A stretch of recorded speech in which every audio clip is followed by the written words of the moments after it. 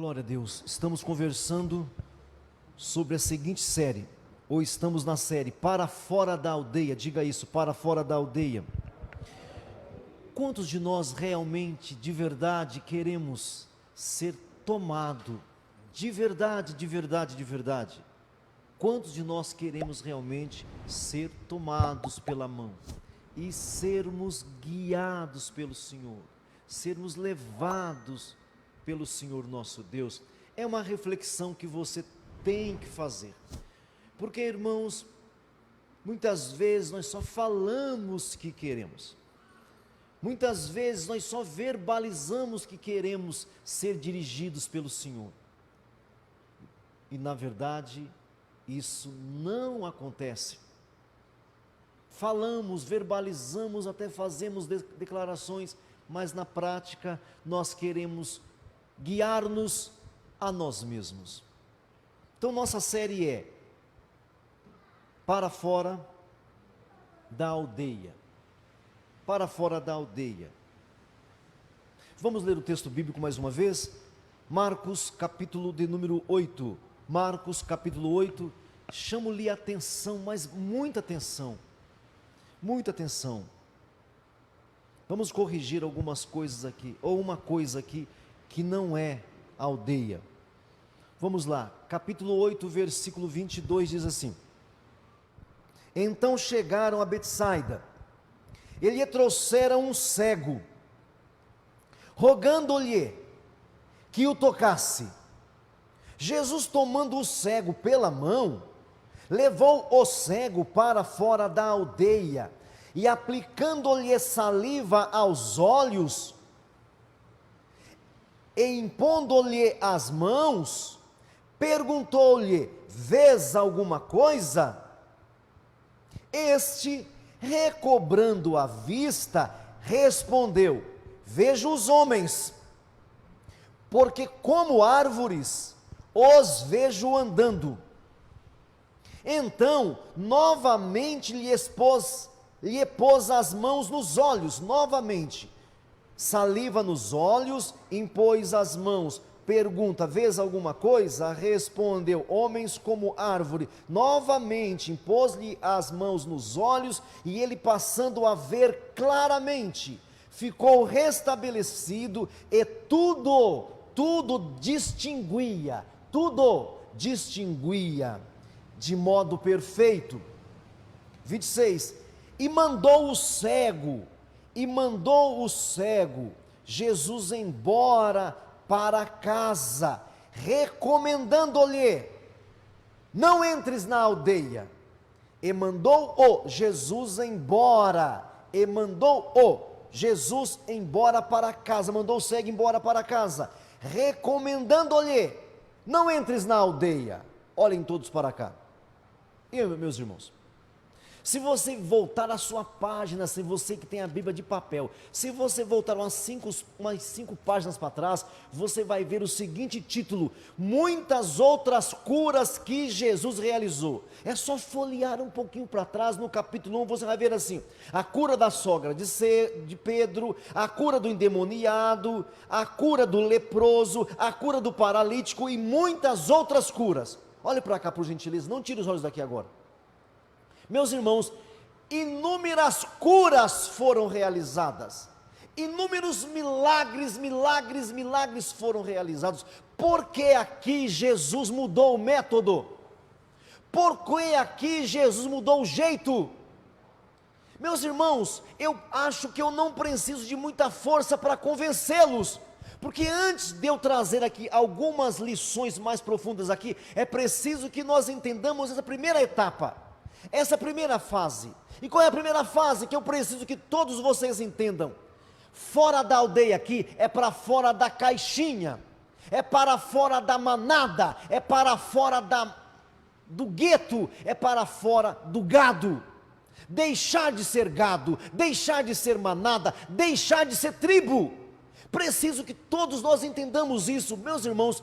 Pelo menos pela estranheza, ele veio curando muita gente, impunha as mãos, falava, declarava, determinava, e as curas aconteciam, os milagres aconteciam. Quando chega aqui em Marcos capítulo 8, ele muda completamente. Por quê, meus amados irmãos? Por favor, sabe, meus irmãos, Jesus gosta de pessoas que pensam diferente, que têm a mente fora da caixinha. Ele gosta disso, ele tem prazer. Um dia ele queria libertar o apóstolo Pedro, o Pedro, mas demorou para ser liberto, porque tinha a mente de manada, de gado. Ele teve que dar uma visão para o Pedro, e mesmo assim o Pedro não se convencia. Um dia ele falou assim: Pedro, não chame as coisas que eu fiz de impuras. E o Pedro chamava. Deu uma visão para o Pedro, e o Pedro chamava. Chegou na casa do Cornélio, o Pedro falou assim: você sabia que eu não poderia entrar na sua casa, seu imundo? Meus irmãos, pelo amor de Deus, hein, Pedro? Ele entrou na casa do Cornélio, que Deus tinha mandado lá. Ele chega na casa do cara e fala assim: eu não deveria estar na sua casa, porque você é imundo. Meus irmãos, se Deus disse para o cara que ele não era imundo, por que ele falou isso lá? Mente de gado, mente de manada, mente tribal. Então essa lição tem que ficar claro antes que eu continue, antes que eu prossiga. Temos que entender isso. A forma foi mudada aqui. Ele falava, ele tocava e as pessoas eram curadas, mas aqui ele tomando o cego pela mão.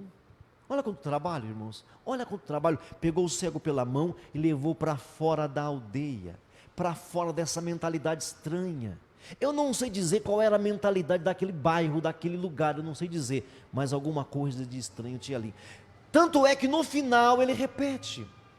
Meus irmãos, olha o final aí, olha o final, 26, e mandou o Jesus embora para casa, recomendando. Eu gosto do termo recomendar. Ele não obrigou, ele obrigou, irmãos? Ele exigiu, irmãos? Não exigiu. Presta atenção, olha para cá, levanta a cabeça, olha para cá. Olha para cá. Ele não exigiu, recomendando-lhe que não entrasse, que não voltasse para a aldeia. Porque essa é a tendência, meus irmãos. Nós geralmente voltamos para os condicionamentos, nós geralmente voltamos, meus irmãos. Eu trabalhava um tempo atrás com uma irmã que veio do catolicismo aqui. Uma irmã boa, dedicada, realmente se entregou para Jesus, mas passou alguns anos, ela começou a sentir falta das caridades, ela começou a sentir falta das ONGs, do social. Ela não conseguia servir a Deus sem dar alguma coisa social para alguém. Isso é mente de gado, isso é mente de manada, não consegue viver sem obras. Que nós fomos chamados para as boas obras. Paulo diz isso quando escreve aos Efésios. Ele fala que nós fomos chamados, nós somos feituras de Deus para as boas obras, mas tem gente que não consegue viver sem elas. Não consegue. Deus não é suficiente. Paulo escreveu uma carta como a dos Colossenses só para ensinar que Jesus é suficiente, mas as pessoas não aguentam.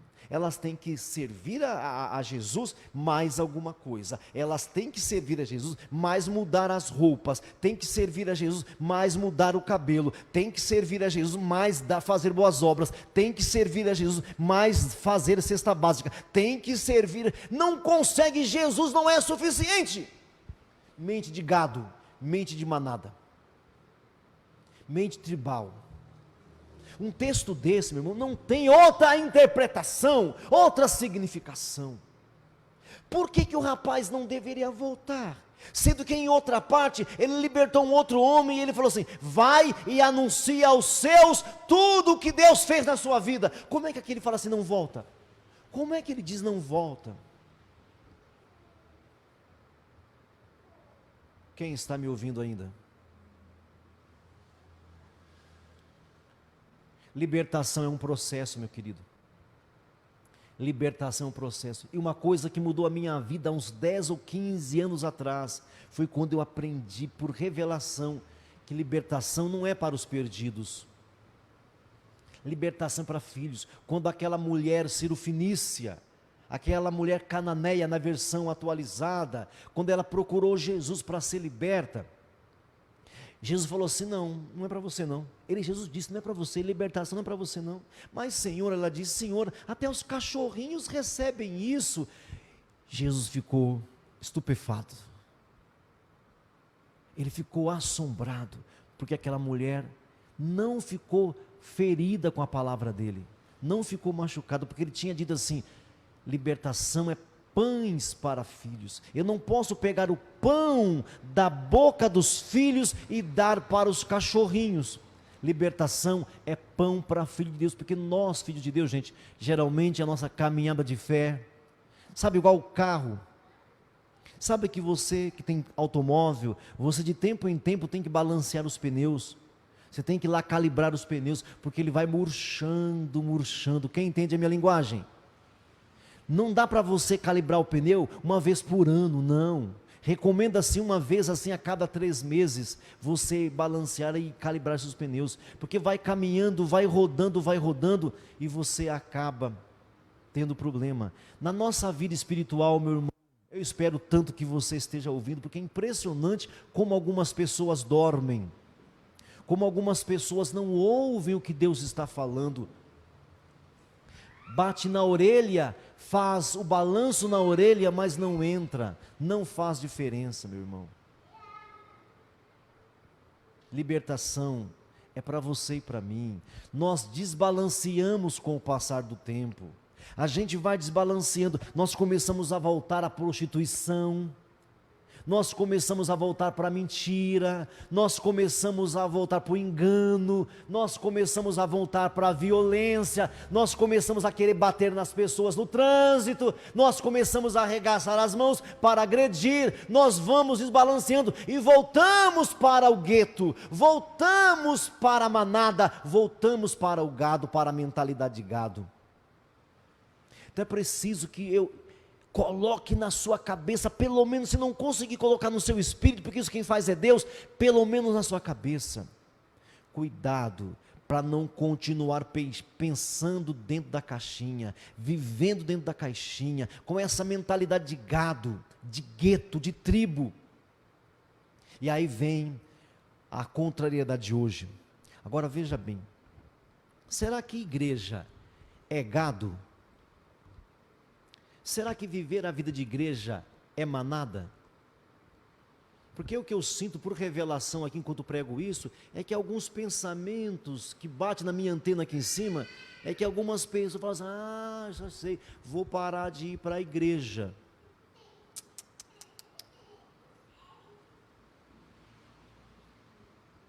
Eu gostaria de estar na igreja todos os dias, mais vezes por dia. Seria muito bom.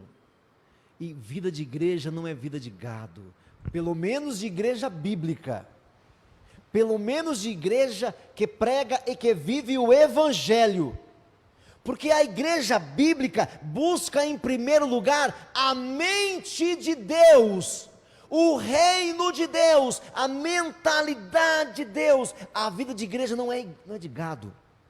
Quando os socialistas falaram que o ópio do mundo é a religião, eles não estavam se referindo à igreja verdadeira, à igreja de Cristo, muito embora eles pudessem pensar isso, porque a igreja de Cristo, gente, tem a mente de Cristo. Por isso que a minha tese é: o único jeito, a única maneira de não sermos gado, ou de direita ou de esquerda, é aceitarmos as instruções do Senhor. Não tem outra maneira. Eu sou um fundamentalista, e sempre o serei. Não dá, ou eu serei manada da direita, ou eu serei manada da esquerda, ou eu serei gado da direita, ou eu serei gado da esquerda. A única maneira é recebermos a instrução. Por isso, meu irmão, valorizar uma igreja bíblica, uma igreja do evangelho puro e genuíno. Isso, nem de viagem você deveria procurar igrejas que não sejam bíblicas. Por quê? Aparência todas têm, aparência todas têm, não é porque canta direito, não é porque lê o texto. Eu tenho várias pregações sobre isso, é só você acompanhar. Não é só ter o texto, porque muitas se escondem atrás do texto. Por isso, uma igreja onde Cristo não é o centro, está muito longe da mente de Cristo. Então, o que eu tenho que deixar claro aqui nós estamos falando de uma mentalidade desse rapaz não voltar à mentalidade da aldeia. Segundo, corrigindo aqui a nossa calibração aqui. Cuidado para que você não conclua que isso aqui é vida de igreja ou é vida de religião. Não é isso, não é nada disso. Precisamos tomar cuidado.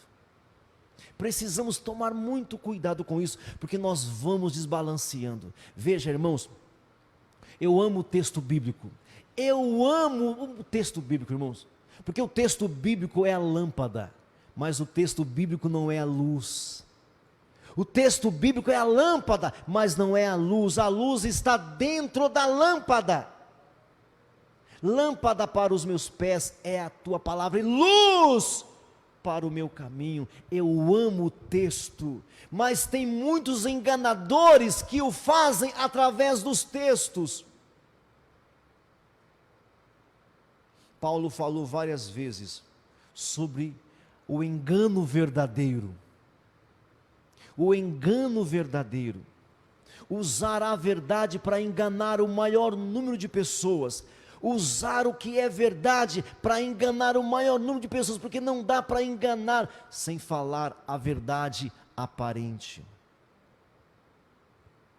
Por isso, irmãos, deixa o Senhor pegar você pela mão. É a nossa lição para estas semanas, para esses dias que eu tenho aqui falado com vocês. Deixe-o pegar pela mão e levá-lo para fora dessa mentalidade, para fora dessa manada, para fora desse gueto, de ser gado, de ser dominado. Meus irmãos, televisão, filme, cinema, não se engane, queridos, presta atenção aqui, não se engane. Não existe um filme que não tenha um alvo anticristão, não tem.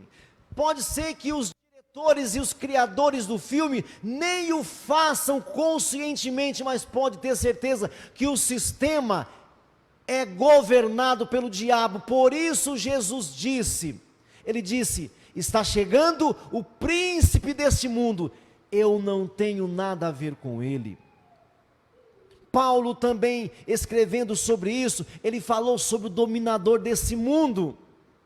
Esse mundo, ele tem um príncipe das trevas, que não é o presidente dos Estados Unidos, nem da China ou da Rússia. O Deus desse século cegou o entendimento dos Coríntios capítulo 4, a partir do versículo 4. O Deus desse século cegou o entendimento dos incrédulos, dos sem fé. Não é dos sem religião, não é dos sem crenças, é dos sem fé. Porque a fé é pelo ouvir, e o ouvir não é pelas canções bonitas, pelas poesias bonitas, pelos romances. O ouvir tem que ser pelo instrumento do texto da palavra. Não se ouve Deus, Deus, Deus. Escuta aqui, não dá para ouvir Deus, Deus, Deus, sem que seja através do texto. Por isso eu amo o texto, só que a fé, ela vai além do texto. O Deus desse século tem cegado muitos jovens, tem cegado muitos homens, muitas mulheres, muitos senhores e muitas senhoras. Muitos religiosos têm se tornado manada, gado, tribo, pensa tudo do mesmo jeito, e temos escapado das mãos do Senhor. Nós sempre, irmãos, você sempre vai querer voltar, você sempre vai ter uma atratividade para as drogas, para a prostituição, para o adultério, para o engano, para a mentira. Todos nós aqui sempre vamos ter um pezinho lá. Então cuidado, antes que eu traga maiores revelações aqui, entenda isso.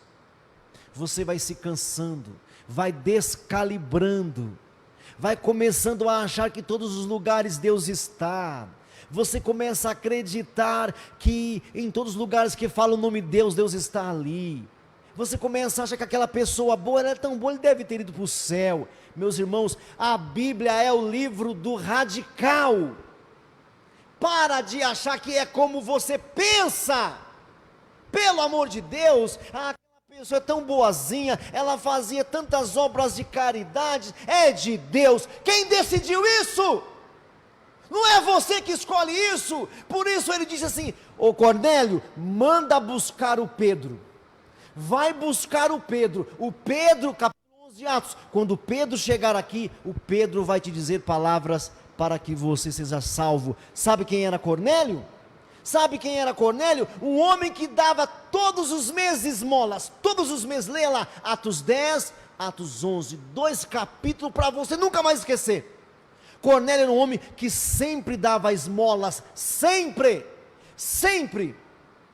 Era um homem que todos os dias fazia orações. Leia o texto, todos os dias fazia orações. Todos os dias. Era um homem que todos os dias ajudava os seus funcionários. Todos os dias ajudava os seus funcionários. Atos 10 é um dos capítulos centrais do cristão, sabia? Porque Atos 10 joga por terra toda a salvação via obras. Toda salvação via obras não é salvação, não é restauração, não é ter o nome escrito no livro da vida. Você está me ouvindo ainda ou eu já estou te cansando? Cornélio dava esmola, ajudava os carentes, ajudava as viúvas, ajudava os necessitados, mas um dia um anjo apareceu para ele e falou assim: manda buscar o Pedro. Meus irmãos, se alguém na sociedade daquela época chegasse lá no microfone e falasse assim: o Cornélio vai para o inferno, esse Cornélio é um perdido, esse Cornélio vai para o inferno, se alguém falasse isso, era capaz dessa pessoa ser apedrejada, igual hoje. Às vezes eu sinto perto de mim, bem perto de mim, assim, íntimo comigo, filhos me olhando, amigos me olhando, contatos me olhando, e pensando assim, esse cara é muito metido, será que ele acha que só ele tem a verdade? Não, meus irmãos, é que a mente de Cristo escandaliza a gente. A mente, mas pastor, se Deus é amor, o Cornélio tinha que ser salvo. Se o Cornélio tinha que ser salvo, porque Deus mandou chamar Pedro? Vai lá, manda buscar Pedro, Pedro virá na sua casa, Cornélio, vai te dizer palavras, então você vai ser salvo. Por que as obras não salvaram o Cornélio? Por que as esmolas não salvaram o Cornélio? Por quê, meu irmão? É a lição de casa para você, você vai ler então Atos 10 inteirinho e Atos 11 inteirinho, mas bem devagarinho, sem pressa. Então cuidado com essa mentalidade, cuidado.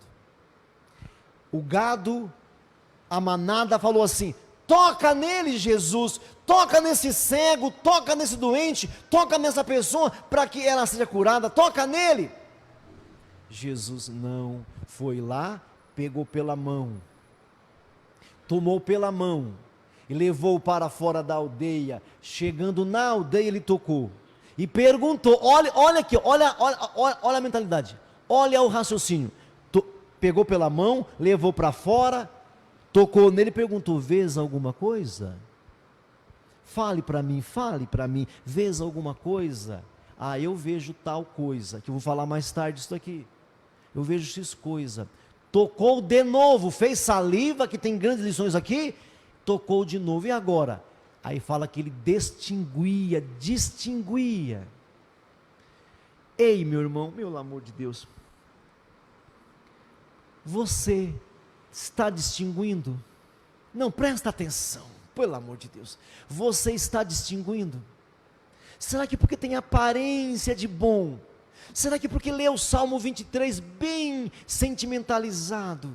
Será que você não está passando pano para gentinhas por aí? Esse cego distinguia claramente, ele distinguia agora claramente. Quando é que nós vamos perder essa mentalidade e vamos evoluir, vamos desenvolver, vamos andar além? Quando é? Tomando pela mão, levou para fora da aldeia, verso 26, e eu encerro, e mandou o Jesus embora, e Jesus mandou ele embora para casa, recomendando-lhe: não entres na aldeia, não volta para a tribo, não volta para a manada, não volta para o gueto, não volta para a tribo. Eu sinto que alguns de nós aqui, ou virtualmente ou presencialmente, que alguns de nós estamos sendo bem tentados a voltar à vida de manada, à vida de gado, a vida onde eu vou fazer tudo politicamente correto, eu vou fazer tudo filosoficamente correto, e hoje está em moda fazer tudo psicologicamente correta. Não existe música que não tenha uma pitada de psicologia, nada contra a psicologia em si, mas hoje nós fazemos tudo para não ferir as pessoas, para não machucar as pessoas, nós fazemos tudo para o inglês ver, tudo com cordialidade, com aparências belas. Somos envolvidos no trabalho, somos envolvidos na escola, somos envolvidos em casa e vamos nos deixando levar. Às vezes o papai, às vezes a mamãe mesmo, às vezes o irmão, a irmã, às vezes você olha para o seu irmão que nem cristão é, aí você vê o seu irmão evoluindo materialmente, aí você fala: puxa vida, eu me entrego tanto para Deus e não tenho nada, e esse que não se entrega a nada tem tudo. Olha a mente de manada, recomendando-lhe: não entres na aldeia. Não tem nada a ver com a vida de igreja, nada a ver com a vida de comunhão, porque aqui é para reinar o evangelho do Senhor, aqui é para reinar a cruz de Cristo, aqui é para reinar a vontade de Deus, é para operar a vontade de Deus. Pegaram, meus irmãos? Curva a sua cabeça, feche os seus olhos, em nome de Jesus.